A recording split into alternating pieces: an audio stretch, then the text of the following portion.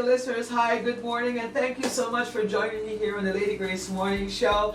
I know 7 till 10 o'clock every morning right here on 102.7 FM with yours truly, Lady Grace. I've got the news, I've got trending topics, I got your horoscope, health watch, a whole lot of great stuff, and of course at 9 o'clock is a breakfast lounge. You join me every morning, Monday to Friday, right here on 102.7 FM. Thank you all so much for listening, and reminding you to enjoy the rest of the day, what's left of it. Have a great one today, and even better one tomorrow. And always remember that God is watching 247 because He loves you and He cares about you, and I do too. Peace, have a good one. Hello, and welcome to another edition of the Curtlyn Warner Show. My name is Curtlyn Warner. Today we're going to have a great conversation with someone very special towards the general public of St. Martin. She's an icon, a living legend in the radio business. She goes by the name of Lady Grace. Grace, welcome to the program. Thank you so much for inviting me. Grace, over the years, many people have been hearing you on the radio and haven't had a chance to see you. Could you give the general public of St. Martin a little bio on Lady Grace? Who is Lady Grace? Wow, I'll have to go way, way back, and I don't think we have enough time for that. This is what I look like, for those of you who've never seen me before. But yeah, I'm originally from Aruba. Moved to St. Martin like in the mid to late 80s. I came here. Yeah, basically I landed a job here at PJD2 on numerous occasions. I came to apply for a job here because it was somewhat of a culture shock for me from coming from Aruba to St. Martin to realize that there was only one radio station here, and it was an AM station. As a matter of fact, they didn't have any FM stations, but nevertheless though, in Aruba we had females who were actually on radio, and I came and I realized that there were no females here actually holding down an air shift on St. Martin. So I always liked radio. I grew up in a household with music, and I always felt that, you know, that the next best thing for me would be to do radio, and that's where I came here to the radio station on numerous occasions to apply for a job. They were hesitant in hiring me. I'm just kind of like making a long story real short. They were hesitant in hiring me, and then eventually when they finally did, I started doing basically practicing on air with a night shift, and then I went into a morning shift, on a prime time shift. It was more of an afternoon shift, I believe, from the night time. Then they put me on Saturday afternoons, and then eventually, as I got better, then I got my own shift. But coming in here wasn't easy. It wasn't just to walk in and say that you got a job. It was that you had to go through training. It was like you walking into an institution where you will be taught how to speak on the mic, how to sit behind the mic, and how to present yourself on radio. So it wasn't just you get hired and then you come and just open your mouth and play music. No, there was a process of actually getting to you know, being able to get hired for a job here. So with that said, I eventually got hired, and then from one thing led to the next, and here I am today, still going strong. Is there anything else you did beside of radio? You mean before I did radio? Before you did radio. Before I did radio, yes, of course. I actually studied food and beverage at the hotel school in Aruba. I got a certificate, I got an award. I got a degree, so to speak, for that. So I'm very good at food and beverage, all right? I'm a foodie, I like to cook. And of course, I like, whenever I go out to cook, I'm looking for good service too. Yeah, so I have that. And yeah, I have some knowledge of working in jewelry also.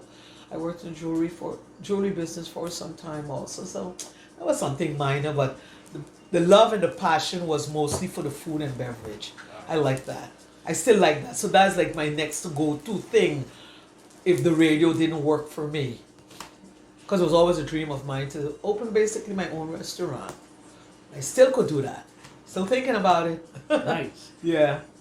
Have Lady Grace ever been involved in any type of sporting activities? Play sport all my life. Wow. Play sport all my life. From the time I was 10 years old, I started playing volleyball. I've represented Aruba, the national team, on the Central American Games and the Antillean Games, um, playing volleyball.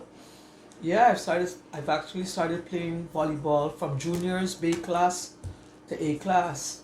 And then I got selected to play for the national team, the selection actually. And I've traveled on that too. Again, like I said, we formed selections with Curacao when we were part of the Netherlands Antilles. And we played some of the against big teams. We played in Juegos Centroamericanos y del Caribe. Um, we played in games in where else? We played in Colombia. We played in Argentina. Basically in Curacao again, also because we actually that's where the competitions were actually held. And Curacao was a big, oh gosh, I always had a heart. And Curacao had some bad players, boy. Yeah, but also track and field. I won medals in track and field, 100, 1,000 meters, the hurdles. I got a gold medal for the high jump. That was the Fosbury flop. I don't know how to explain that in English. It's the Fosbury flop is the you run, and then you flip your back and you jump. I got a gold medal on that. What do they call that in It's English? high jump. It's high jump. We call Just it high jump? Yeah. Okay, I don't know Dutch if we they call have it the different Fosbury names. flop. I think the person who actually created that was Fosbury. So that, and also I got medals for track and field, and I played basketball. The first year I played basketball, I won a trophy for Rookie of the Year. Wow. I'm quite athletic. I love sports. Wow. So when I'm talking about sports, it's not just I love the sport. I play the sports too. Yeah. So But you know that too, Cutty? yes, I know. What is one of your favorite sports today, if I have to ask? What one of your favorite sports? I still love volleyball. Anytime there's a volleyball match on TV, I go watch it. All right. You know, I still love volleyball because that was my first love. That was the first sport I played. You know, there's nothing like it for me. You know, I mean, I played volleyball. Again, like I said, I started from the time I was 10 years old. There was this man, I think he's still alive. His name was Ponsong, and he was actually picking up young girls because he wanted to train. He wanted to start a volleyball team, and then in those days, volleyball was very popular. So we would leave school and go and train to play volleyball. And then the nice thing about it is that he formed a junior team, and that same team we played from juniors to B class to A class. Wow. The same girls that we grew up with. So our team was a close-knit family. It was a close-knit team, so we knew each other. We were some of the best. Wow. I played volleyball here too in St. Martin with two different teams also, because volleyball actually was also growing here in St. Martin back in the day too. But yeah, basically that's what I did. I remember one time, I never forgot this, we played the Central American Games, and we were playing Central American Games, Los Juegos Centroamericanos y del Caribe. We were playing actually in Medellin that year. It was basically like the Olympics. You're in the Olympics because all these countries actually are representing their country. So you have the inauguration, you have to come out with your uniforms and your escudo. It's basically the Olympics but from the Caribbean and Central America. And you stay like in dorms, basically not dorms, but they built a special village for all the athletes, to stay and stuff like that. But that was a beautiful experience. And I remember when we played Cuba, because our pool actually, you have to check your pool. So I think we was pool B, I can't remember, but we had some tough teams to play. We would play I think we had the Dominican Republic. They were good. I think we had beat them. I'm not sure. I think we had beat them, but Cuba was our first team to play. My God, oh Lord, you want to talk about licks? And this is Cuba's national team that we played.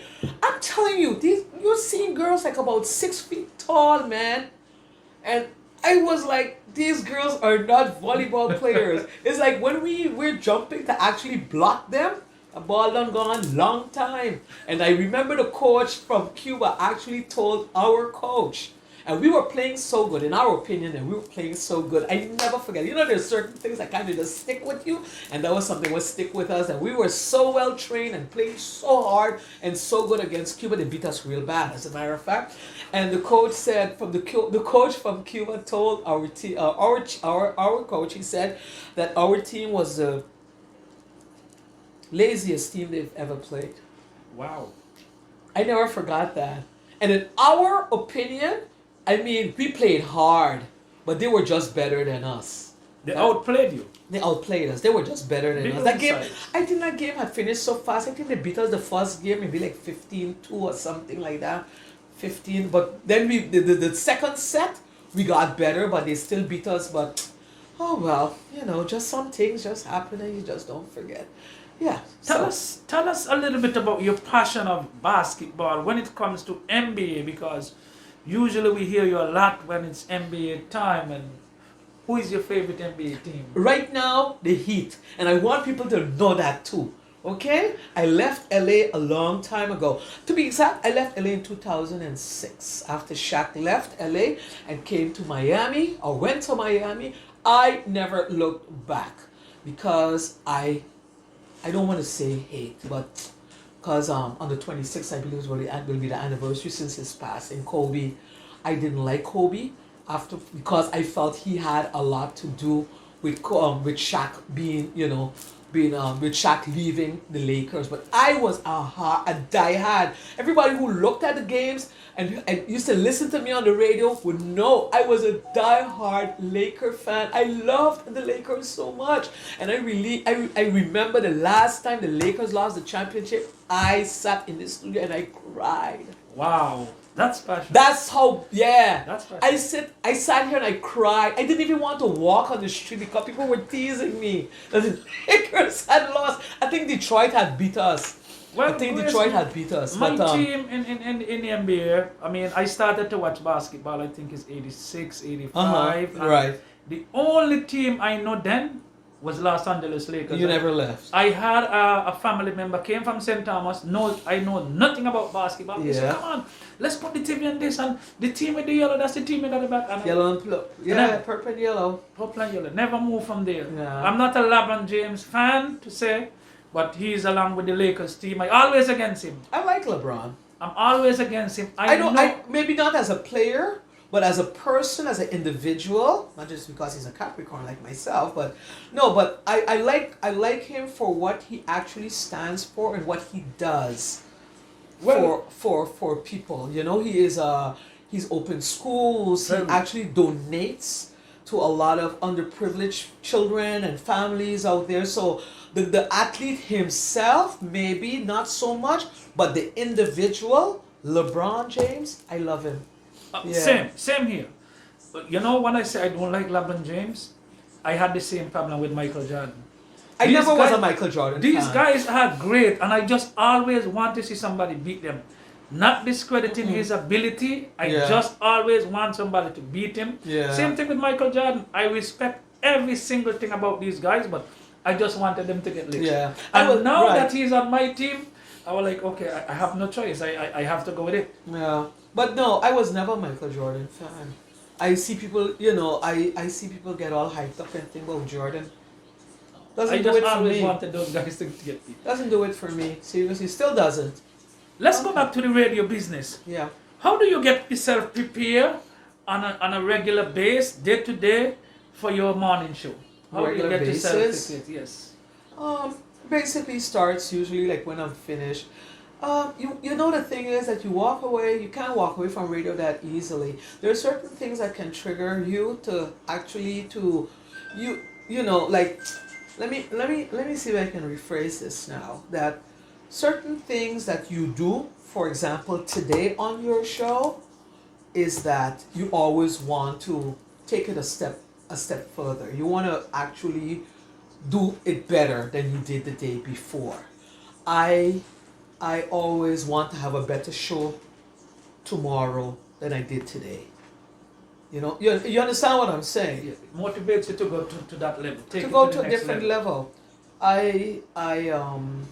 there are certain things that I look around, I see that's going on, for example, on TV, on social media, and I would say like, hey, maybe that's something interesting I can talk about tomorrow, you know. But you're always kind of like, I would say, always sort of like in preparation mode, because you only have so much time on the radio, and in that time, there's only so much you can do. Because time is of essence. Like for example, a lot of people, you know, like again, like I said, you look at radio and it's for me it's not a job anymore. It's not a job anymore. So I come in here. For me, this is something that I love doing, and I always remember this quote that choose a job you will love and you will never have to work a day in your life. Wow.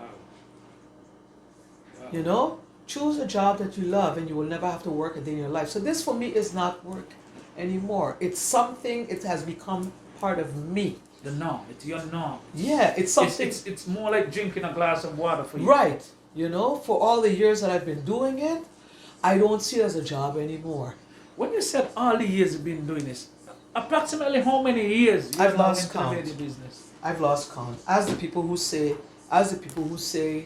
when I'd grown up listening to Lady Grace on the radio when I was a little boy, a little girl, and then you take their age, for example, for the time they started listening, and then you try and do the math. I think it's from over there because it should be over 3 decades. Yeah, some 30 plus years into the radio. That's a long time. Let me ask it's this. not a job anymore. It's not a job anymore. me ask this let me question. show you. Let me show you an example. And this is something that I tell a lot of people too. Everybody who works in radio or in TV doesn't walk away from this that easily. You look at people who work on CNN, for example. I'll just draw a reference here. You take like, when you look at people like a Wolf Blitzer and all of those other guys up there, you take for example like Dan Rather, who used to do ABC News. This isn't a job, this isn't something, not a job. This isn't a career that you can just pick up and walk away from that easily. Wendy Williams, I'll take that for example. Wendy Williams walked away from radio and she's doing her own show now. Howard Stern, I remember when I used to go to New York. My sister used to work for this law firm on 2 Park Avenue downtown in Manhattan. And I got to, they introduced me. There was this one lawyer, he used to come to St. Martin. He used to hear me on the radio. He invited, when I was in New York, I remember he took me to some of the radio stations. I went to Kiss FM in New York. And getting in a radio station isn't just like you will get in there, Some of his clients, actually the production manager from Kiss FM, Tony Gray back then, that was his lawyer. My sister worked for this law firm. It had a lot of big shot lawyers in there. So anyhow, this guy used to come to St. Martin. This lawyer used to come to St. Martin. And when I was there in New York, my sister actually told him, yeah, my sister, explaining like, yeah, I have a sister who works this way. And he was like, your sister, I heard her on the radio in St. Martin. But anyhow, he took me to Kiss FM and to BLS. And the operation is totally, totally different. You have people there that like for example, radio is way... we're kind of like still doing it the old school way, which I'm going to explain you about that in a bit. Like in New York, for what I saw is that they have engineers. The persons get paid to just be on-air hosts, have somebody controlling everything behind the scenes, and there's an engineer. So you don't do commercials, you don't do anything. Every time, everything is set, music, everything is set. Your show is already programmed. All you do is you have to just talk. And I thought it was amazing. And I actually, I wanted to try and get a job in New York at Kiss FM. Any radio station for that matter. And I remember Mr. Gray told me this, that, I had to do an audition, blah, blah, blah. Then we used to do auditions on cassettes. Okay, so I had to do an audition and I gave them the cassette and everything, and then after that, he listened to it, and I'm in this guy's office and I seen all of these records like signed by different artists, Bobby Brown, Whitney Houston, and the New Edition and all of this stuff, and I seen that this, because it's the big deal, you understand? Radio in America is the thing, you understand? So, and I'm sitting there, and this is a man who's in a 3-piece suit in his office, and I'm talking to him.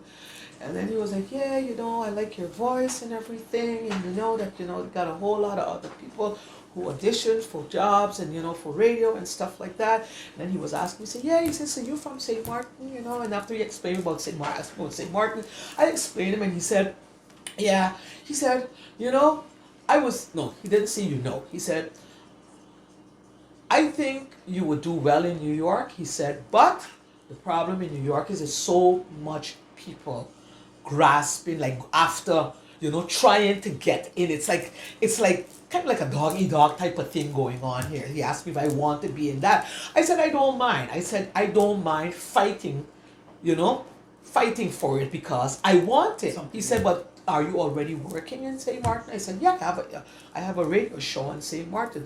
And and I remember this, he said to me, he said, Grace, he said, let me call you Grace or Lady Grace? I said, whichever.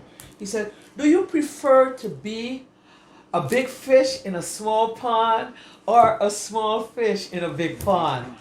You know what I'm saying? He said that to me, and I always remember that. And I was like, that's a good point. That's a good observation. Do I want to be a big fish in a small pond or a small fish in a big pond?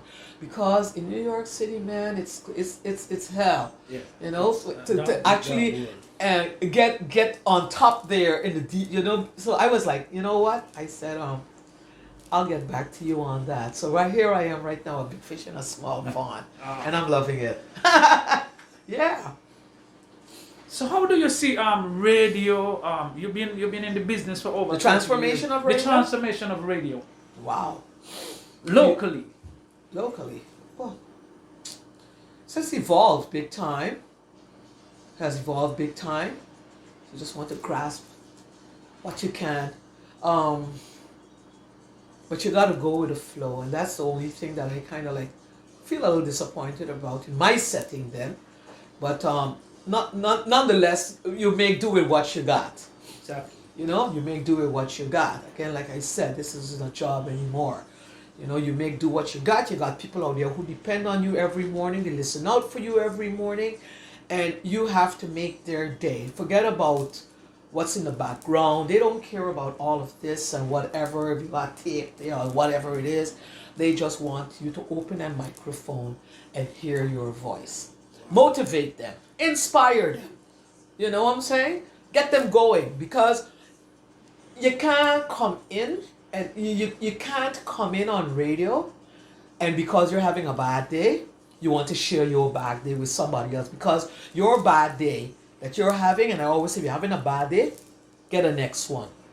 Get a next one. Leave it at the door. Leave it outside. But you are here to entertain people and then bring across, come across in a very in a positive way. And for how I see radio has evolved over the years, I think there's a lot of things that people do that I would never think that I would be doing on radio still today. I didn't do it back then, and I wouldn't be doing it today.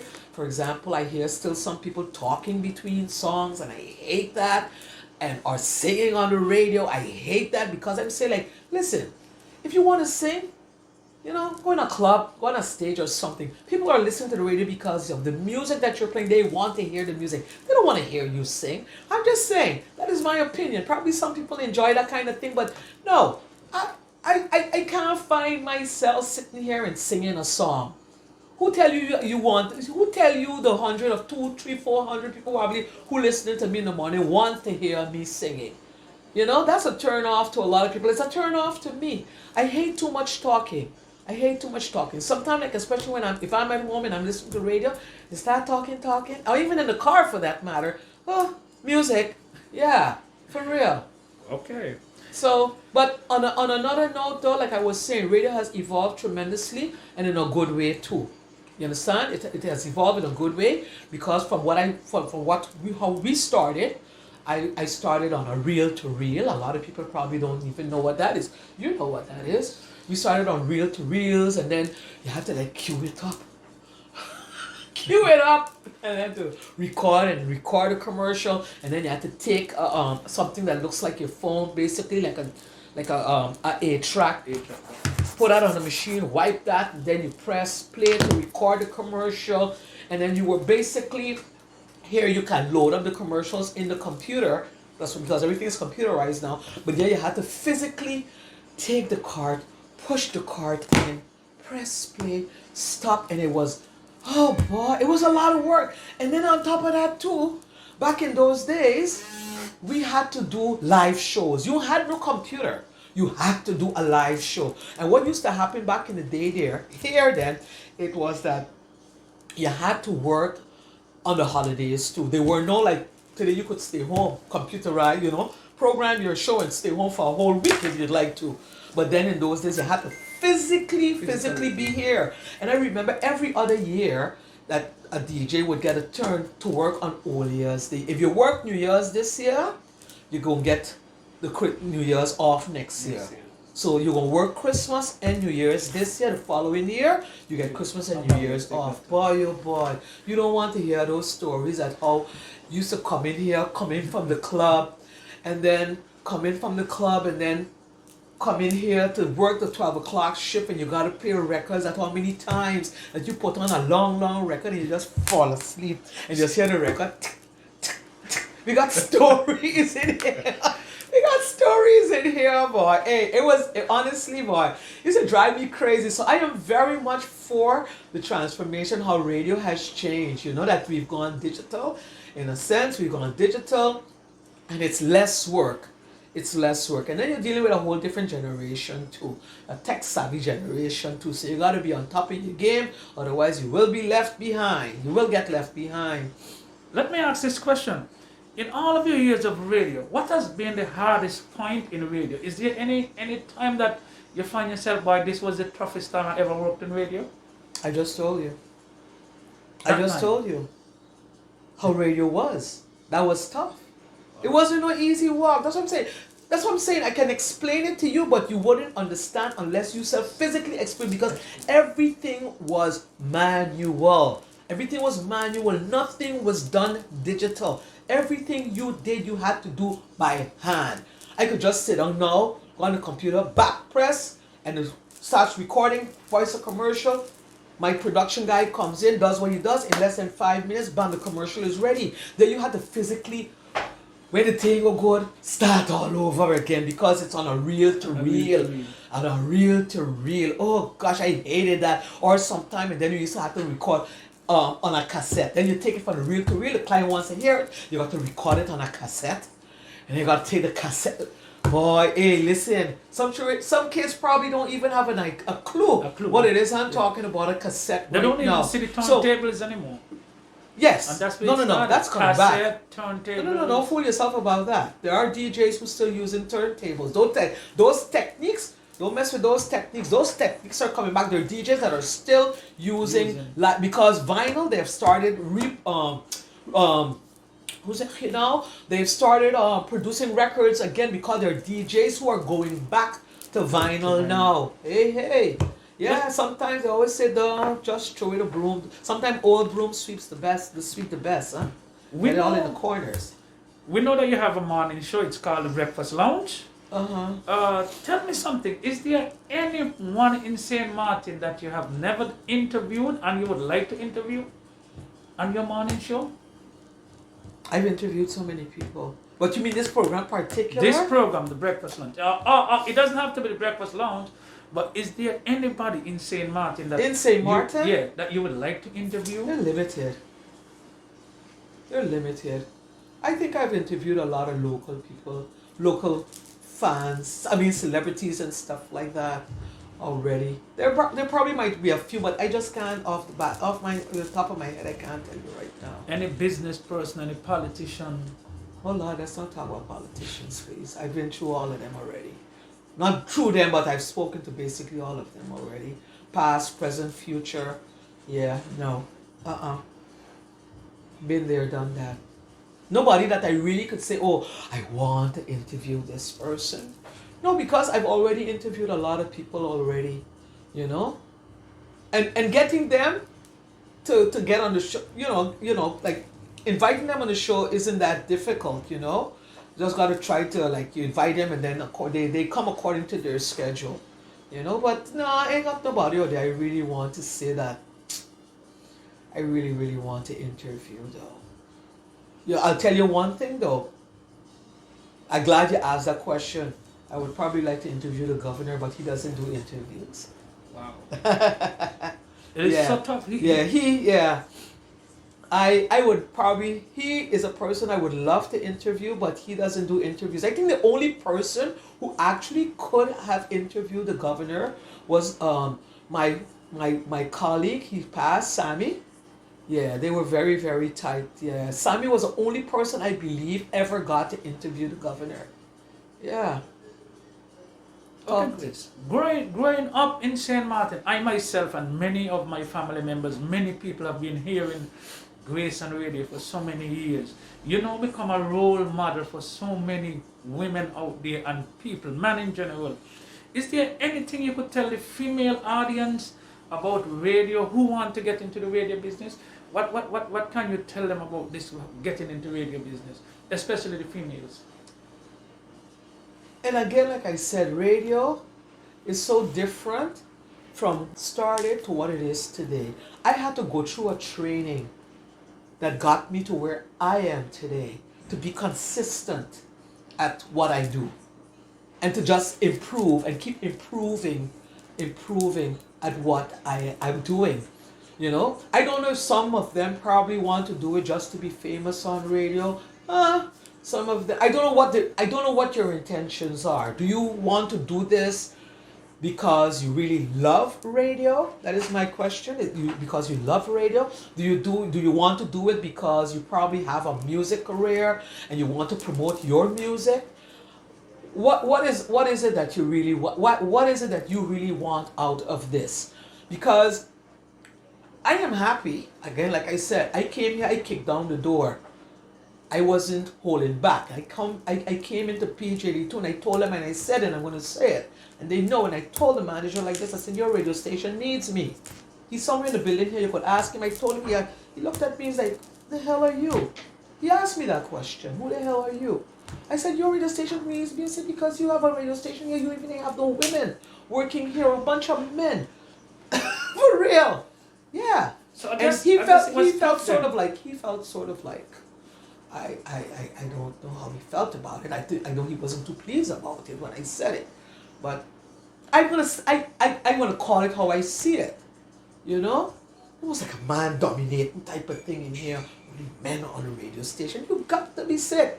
Yeah, and then some people were telling me like, oh yeah, but you know you weren't the first female to be on the radio. No, I wasn't the first maybe, but I'll tell you one thing, I was the first to hold down a shift, an on-air shift, constantly, on a daily basis. Because in between there were females who actually would probably come in and do a program, a kids program or something like that. This is from what I was told. And I'll tell you one thing too, it wasn't easy, huh? I was met with a lot of criticism, huh? Oh, let me tell you something, the kind of, especially from women. You don't want to hear the things what they were telling me. It was one point I remember a woman called me one time when I just started. She told me, she said, we don't want you here. Why don't you just pack your stuff and go back to where you came from? Wow. Ah. That's tough. Yeah, it wasn't easy. But you gotta push through. And that's what I said. I kick down the door, I get in. Now, I get in for one reason, and I know it's because this is my passion. This is what I wanted, and I just didn't want it overnight. Because this was something I was trying to actually get into while I was in Aruba. And I always remember, and I'm not going to call no name, and I went to a radio station one day and I asked them, you know, can I work here? You know, can you guys train me to work here? And the response wasn't a nice one, but I won't leave it at that. You understand what I'm saying? Because guess what? You know what they say about karma? And when I got here and my popularity started to soar, the same people who said no to me came to St. Martin one day and they reached as far as the door there because they couldn't get in here to see Lady Grace because Lady Grace was on the air. I'm just saying, the same person, and that's why I always say, same person that you kick.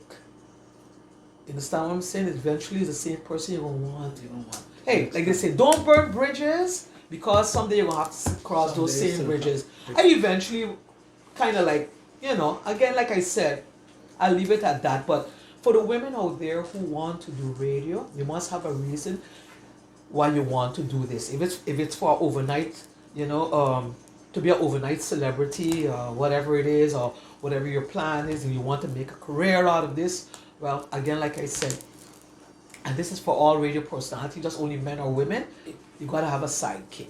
and don't wait until you're older, up in age for you to say like I'm gonna start doing something different. No, once you got a job in radio, you make sure you have something there that can actually, you know, not a sidekick, but basically A side job. something, yeah, something that can actually you can help maintain you, because you got to get into marketing. That's where the money is at, and that's what pays the mortgage. But no, it's a challenge. It's a challenge, especially in a small market like St. Martin, where you have something like a 37 square mile island. You got to think you got something like close to how many radio stations we have here? Wow. 17 radio stations. Wow. Yeah, that's how many, maybe even more, 17 or 18 radio stations on a 37 square mile island. Yes, competition out there, but on a scale of what? On a scale of what? And if you have to be a marketable product also, you must be doing something different to everybody else. I look at basically all the other radio stations, and I'll say this openly: or you ain't doing nothing what I didn't do already. Wow. I can boast and say that. Seriously, because radio evolves, but when you come back, when you look at it, it's basically everybody doing the same thing. Everybody's doing the same interviews, everybody reading the newspaper, they're doing the horoscope, they're doing this, they're doing that. And that's what it is. And when you get it on a small scale like St. Martin, you know, you're going to, I don't know. That's why I say, oh, you do you and I gonna do me, you know. But you gotta be marketable. You gotta be you got to be somebody or doing something that people want to listen to you or want you, you know. Let's get out of the radio business for a brief moment and talk about the current pandemic situation. What was your experience during the lockdown? I mean, you was not locked down because you was one that has to come into the studio every day and feed us, the people that locked down, the information. What was your experience like at that time? It was kind of traumatizing because when I came out to work in the morning, I was like, it was nice in the traffic. There wasn't much traffic, but fact of the matter is, it was kind of scary because I work in town, and every time I parked my car, I was so traumatized that I was even scared to even go on Front Street. Really? Because it was so quiet. It was so quiet. Wow. It was quiet. It was kind of really creepy. And you wouldn't know, because if you ever come into town, you know, you always see people moving, hustling, moving around. And then one day you just come into town and you could only hear the pigeons.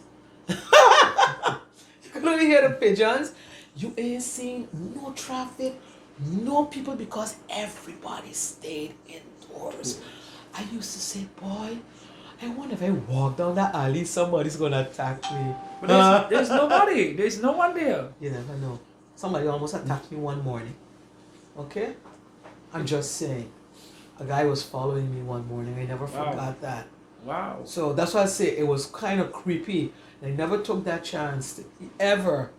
And I was looking down the alleys and I was like, nah, boy, come in the way you gotta do and just jump back in your car and go back home. Because we didn't know what it was either. We still, in a sense, don't really know what it is.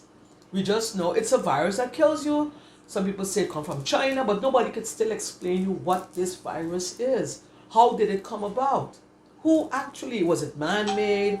You know, what's about it? And then now you want to sell me the vaccine at the same time too. That's another thing now. I would need somebody to explain me in detail, what is this vaccine all about? You understand? When it's administered, I know you have to get 2 jabs. You understand? You have to get 2 jabs, but vaccines isn't anything new either in the world or in this country, or from what I know, that as a kid growing up, whenever I had to travel, like remember the first time we were going to the US on my father had to take us to get a vaccine, and then we had this little yellow booklet, and when we got to New York, we had to present this with our passport, you know, that to see that we were vaccinated. And that will be the case eventually here also with COVID. I think when you go to a lot of countries, I don't know if it's Haiti or Africa, you're supposed to have a polio vaccine. You're supposed to get a polio vaccine. Some people get a flu vaccine every year. It doesn't stop you from getting the flu, but some way it kind of like boosts your immune system. But again, my question is, what about this Pfizer BioNTech vaccine, we need to explain people exactly what it is. I know the French side have already started, um, Vaccinating. back yeah, they have already started vaccinating people at the senior homes, and it's voluntarily, but they have to get how you say, consent from the family to be able to vaccine the elders. But yeah, Let's talk a little bit about the vaccine. Will you be able to take the vaccine? if I will be able to. Will you be taking the vaccine if it comes to St. Martin? I suffer from allergies, so I don't know what the situation with that will be, because they say if you have any allergies or stuff like that, they have to weigh the pros and cons about that. I suffer from allergies. When it's springtime, I just get pollen and all of that kind of crap flying in the air, and I just start sneezing. My eyes, I get runny eyes and stuff like that. So I don't know what my chances are with that condition that I suffer from allergies. How, what can happen if I take the vaccine? But under other circumstances, hell yeah, why not? You think I want to wear a mask every day? Huh? I ain't saying that this vaccine, I'm not saying that this vaccine is actually going to cure COVID, but at least it'll give you some kind of leeway from catching the virus easily. You know what I'm saying? But I think it's going to have to be our life for God knows how long, the new norm as they refer to it. My take on the vaccine is that What about you? I think, yeah, I will take it. I think the problem with the vaccine is there is too much of negative light that is shining towards the vaccine and the whole pandemic. Yeah. So it has the majority of people, everybody has something. Oh, the vaccine has this. Yeah. It has that. Oh, I think the negative light on it is Too much. Yeah, because too much people talking, and that's what happens. Because everybody have an opinion about it. Everybody have an opinion about it. People are even, bringing religion into it too. Because the time span actually for a vaccine to create a vaccine and for to go through the test and stuff like that is a span of 4 to 5 years maximum, more or less, for you to say like, okay, this vaccine is good, let's administer this vaccine and let's kind of like put it out there. But this one, and the scientists, you gotta trust them. You gotta trust the scientists that this is an emergency. This is an emergency. When you hear like 300-400 people dying in one day, I mean, it's alarming. It's ridiculous. Sometimes I just even wonder, and I just say to myself, I hope these people dying from COVID, because it scares me when you're telling me every day on the news that, oh, today 500 people died of COVID. 5,000. But I'm just saying, I'm just throwing out a number there. But okay, 5,000 people die of COVID. I just be like, what the hell? I say, but 2 days more, and I say, but we're going to body in St. Martin. Just an example. It's scary when you hear so many people just dying from this virus. So I could understand the scientists looking at this as an emergency. We have to get people, we got to find a cure for this. So in a case like this, I hope and I pray, and I'm just saying that I trust them enough to know what they're doing. To know that they're not going to create something that's going to cause or create a next pandemic. Definitely. And say, oops, we made a mistake. I share the There's same no time. sentiment. There's no space here for oopsing right now. You know what I'm saying? Because Grace, I mean, if I happen to get a dog bite, Yeah, you get a tetanus I gotta shot. go and get a tetanus shot, right? Yeah, you get a headache. You get Tylenol or Advil or whatever. Yeah. When it's flu season, what we get? I don't get no flu shots though. Most people get a flu shot. So Yeah. It's Right. it's almost the same scenario. Yeah. Many people out there is saying, What? how a vaccine being created so fast? And I said, the last pandemic we had was in 1918. Okay. And there are so many changes. Scientists have Scientists, changed so things have rapidly. changed. Doctors can do changed. so many things that they could not have done before. Right. Why there is no cure for AIDS? Why they didn't make a vaccine? I said it didn't kill the amount of people that we are seeing now. They've done a good job with AIDS. But they because have the done people a great job. They've done a great job with it because a lot of people and people that I know who are surviving with Of course. HIV right now. They got to take a lot of pills. The fact of the matter is, people aren't dying like they used to from And from we AIDS. never had that vast amount of people dying per day for that. Yeah. So that's why, I mean, the vaccine it's something that, I mean, I don't see why they should have The so much scientists had to rush controversy. and get to the lab and find a cure for this because it's an emergency. It's the urgency of it. The urgency of it. And people had to just pump money into this thing to get this thing going, you understand? And I just waiting to see how long, and I would have hoped that we would have begun the vaccine, vaccinating elders, the seniors on this side of the island, simultaneously with the French side too. But then you're still waiting for the best islands to start too. I don't know. And then the Dutch government just fall. Oh gosh. I don't know. I just don't know. It's I don't know what's gonna happen next. I don't know what's gonna happen next. But again, like I said, I just have to ask questions with my allergies. If how safe is it for me to take the vaccine, and I'm in line to take it. Definitely. Well, when my age group comes around, then I'll do that. But other than that, no, I'm for it. I'm for it. Anything to just not have to be living like this for the rest of my life, because psychologically too, it can be so frustrating that every time sometimes I step out of my car, I be like, crap, I forgot my mask. I forgot my mask.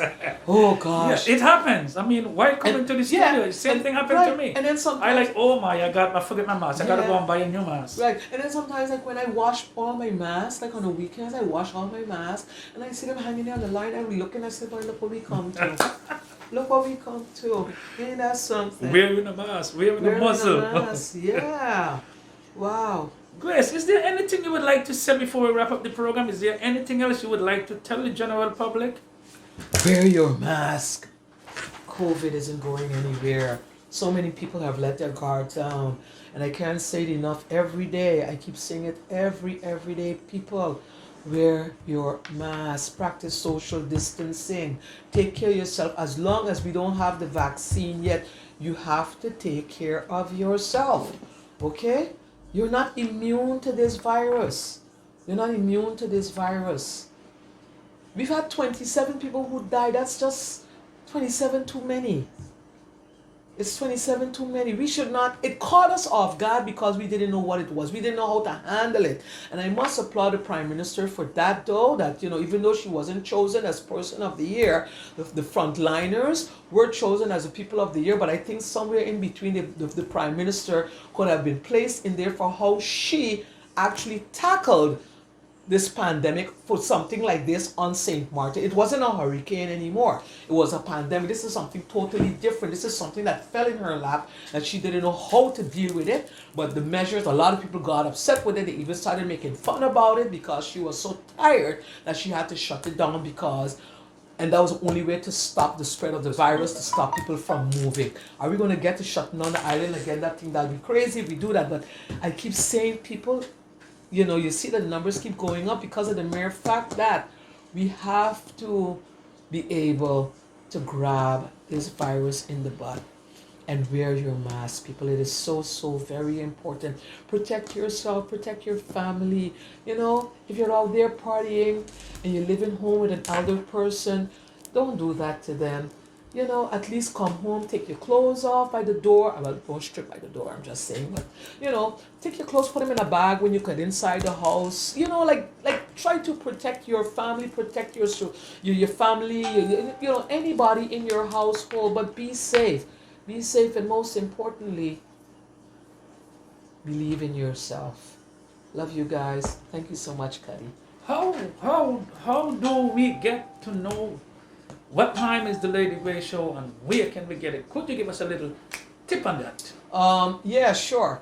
For those of you who see me for the very first time, this is what I look like. Okay? Because a lot of people still say, why here, Lady Grace? I never know what she looks like. Yeah, I'm here every morning from 7 until 10 o'clock. Okay? So tune in. Tune in Monday to Friday right here on 102.7 FM. Love you all. Thank you. And have a safe and blessed day. And again, don't forget, believe in yourself. Grace, just before we wrap it up, today's show... No, man, you like bro now, man. Today's show is brought to us by the good folks at Beautylicious. Oh, wow. And in order for you to stay pretty as you are, Beautylicious is offering you this bag of goodies. Wow. Awesome. Look at that. Ooh, Argan hair products. I love this one. And not only that, look at that. Not only that, Grace, they're offering you Ooh. a free iron To comb brush so my you can make natural sure your hair. natural hair is well kept. Thank you, beauty. I was gonna say beauty plus. It's beauty Delicious. Beauty delicious. I'm making it sound like it wasn't. Oh my gosh. Oh sorry. Oh my gosh. I'm sorry. Cutty, thank you so much. Oh man. Thank you so much. And this is my hot curl. Oh, thank you so much. And thanks to Beautylicious. Oh, this is awesome. And also, Grace, Oh. on behalf of my show and the entire crew, we're also going to offer you a free lunch Oh. at Sexy Beef Bar and Restaurant that's situated on the Panfield. Nice, thank you. I appreciate that very, very much. All right. Ladies Wow, and this was gentlemen, worth it. I mean, gosh, here we have I it, really Lady waited Grace. so long for this interview, but thank you so much yeah, I for your guess you should patience tell them also. how long we've been waiting. It's Yeah. more than a month we've been Yeah, waiting. December was crazy for me because December is one of my busy months, so I couldn't sit for like 5-10 minutes. I was constantly going, but yeah, we got time now. And yesterday was my birthday, as a matter of fact. Wow! Yee. Happy belated birthday Thank to you. you. Thank you. Yeah. Ladies and gentlemen, there we have it. Please don't forget to like, subscribe, and share to the Curtlyn Warner Show. From Please. me to you and my good friend Lady Grace, have a wonderful day. And believe in yourself.